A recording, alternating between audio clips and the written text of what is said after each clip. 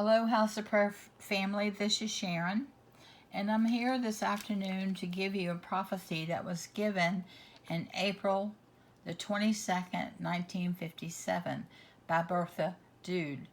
The title is Indicating the End of an Era. You will all enter a new stage of development. From one period of salvation will come to an end, and a new one will start again.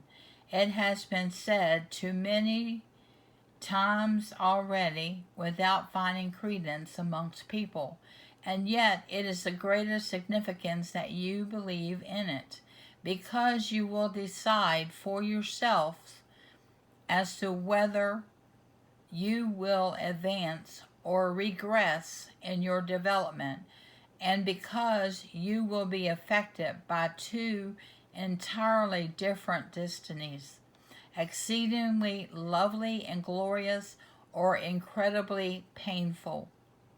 Life will no longer go on as monotonously as before. The upheaval approaching you will be so great that you'll be unable to imagine it. Thus you will live on indefinitely, although it is pointed out to you time and again, but you won't believe what my messengers proclaim to you, and one day will literally regret that you did not accept and comply to the advice given to you. My word is the only way to draw your attention to it. Consequently, I keep talking to you through human mouths, and only want to find enough belief so that you will become thoughtful and give account of yourself about your ways of life. But who listens to my word? Who recognizes it as the Father's voice? Who wants to save his children from ruin? People spiritually, their pride is so great that they estimate their own thinking, that they don't want to accept anything. They don't believe to need any instruction, and are satisfied with dead teachings, which have lost all sanctifying strength. And those who claim to be my representatives on earth have too little contact with me themselves. Otherwise, they would all be able to hear the same words from me and would let me speak through their mouths, in which case they would proclaim the same to their listeners.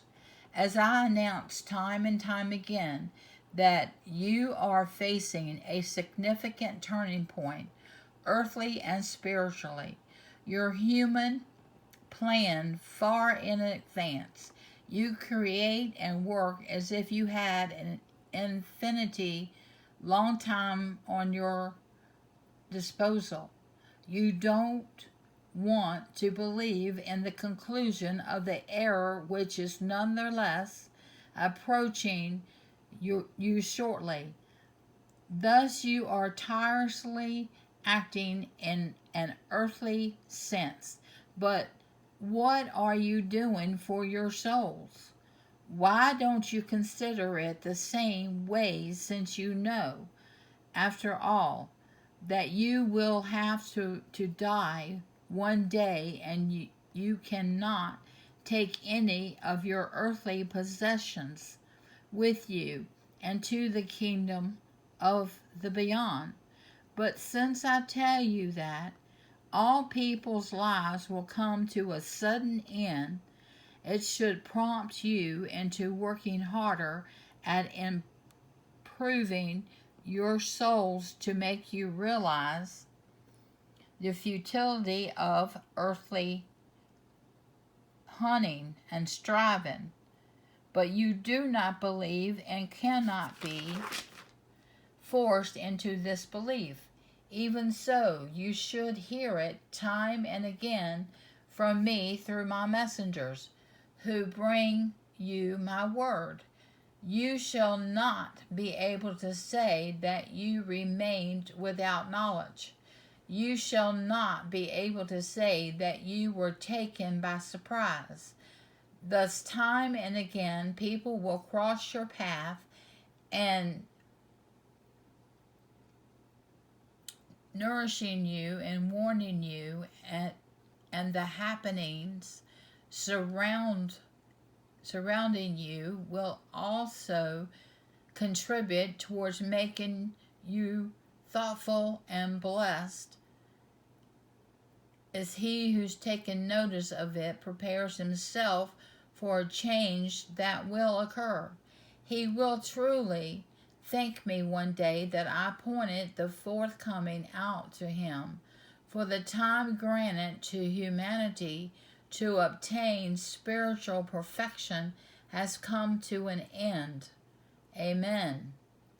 Then verses given was 2 Peter 3:10 through 12. But the day of the Lord will come like a thief, and then the heavens will pass away with a roar, and the heavenly bodies will be burned and dissolved, and the earth and the works that are done on it will be exposed.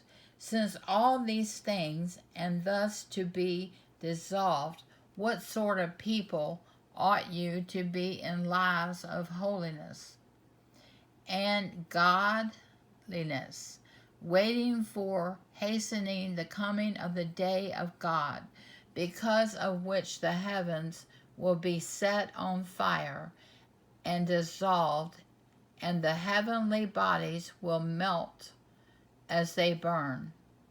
And then she gave two other scriptures for reference. Revelation 21, verses 1 through 8, and that's called a new heaven and a new earth. And then Revelation 22, verses 1 through 5, Eden restored.